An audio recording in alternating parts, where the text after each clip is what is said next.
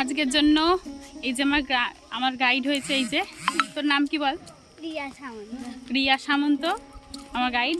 ও আমাকে আজকে গ্রাম ঘুরে দেখাচ্ছে। এত সুন্দর ওদের গ্রামটা, আমাদের ওখানে তো এসব দেখাই যায় না, তাই না? তো এখানে রিয়ার সাথে আমি গ্রাম ঘুরতে বেরিয়ে পড়েছিলাম। যেহেতু সবাই পুজো বাড়িতে প্রচণ্ড ব্যস্ত ছিল, তো সেখানে আমি ওকে নিয়ে বেরিয়ে পড়েছিলাম একটু ঘুরতে।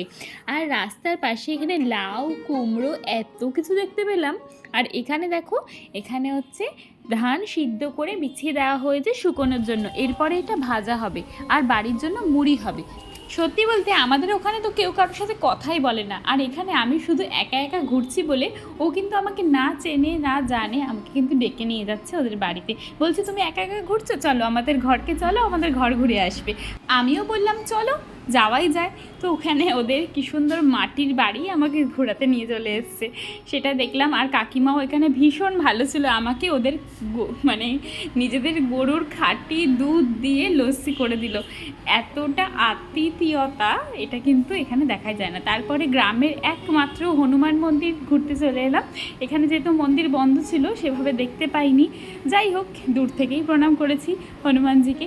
এরপর বাড়ি চলে এলাম। বাড়িতে এই এত সবজি দিয়ে নানা রকমের তরকারি রান্না হয়েছে, সবাই মিলে খেতে বসে পড়েছি। আর এখানে সবাই বসেছিলাম আমরা খেতে। পরের ভিডিওটা খুব তাড়াতাড়ি আসছে।